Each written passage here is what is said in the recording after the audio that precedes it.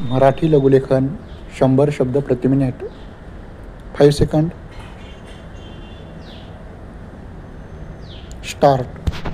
कापूस एकाधिकार योजनेची मुदत 30 जून 1984 रोजी संपत आहे.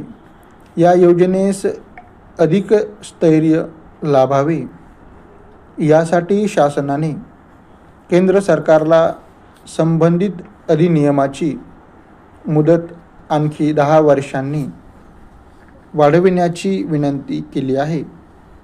मुदतवाढ मिळताच कापूस उत्पादकांचा सहकारी क्षेत्रात एक महासंघ निर्माण करून त्यामार्फत ही योजना राबविण्याचा शासनाने निर्णय घेतला आहे. परिच्छेद. भारत सरकारच्या शिफारसींना अनुसरून राज्य शासनाने राज्यातील कृषी उत्पन्न खरेदी विक्री व त्यांच्याशी संबंधित अशा संस्थांचे नियमन करण्याकरिता कृषी उत्पन्न खरेदी विक्री मंडळ स्थापन करण्यासाठी एक अध्यादेश यापूर्वीच काढला आहे. परिच्छेद.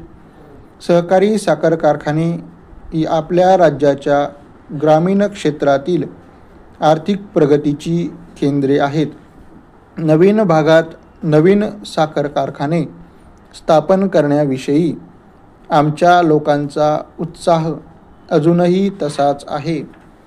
राज्य शासनाने नवीन कारखाने स्थापन करण्यासाठी व सध्या अस्तित्वात असलेल्या कारखान्यांचा विस्तार करण्यासाठी बऱ्याचशा प्रस्तावांची शिफारस केली आहे. भारत सरकारने आतापर्यंत 7 नवीन प्रस्तावांना आणि विद्यमान कारखान्यांच्या विस्ताराच्या 5 प्रस्तावांना मान्यता दिली आहे. इतर प्रस्तावांना मान्यता मिळण्यासाठी शासन प्रयत्नशील आहे. परिच्छेद.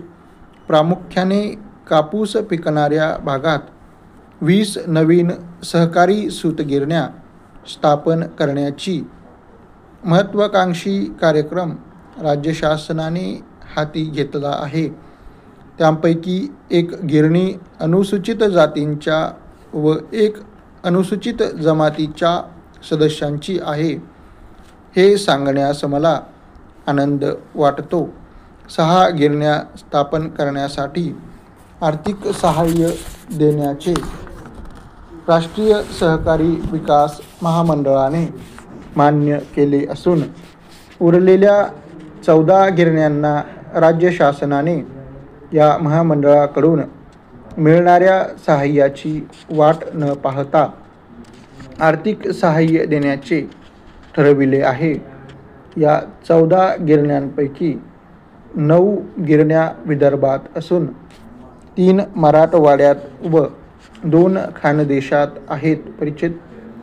कांद्याच्या उतरत्या किमती लक्षात घेऊन कांदा उत्पादकांना आर्थिक संरक्षण देण्यासाठी दर क्विंटलला रुपये 60 या आधार किमतीने नाफेड मार्फत कांद्याची खरेदी करण्याचे शासनाने ठरविले आहे. या योजनेत तोटा आल्यास केंद्र सरकारबरोबर तो समप्रमाणात विभागून घेण्याचेही शासनाने मान्य केले आहे.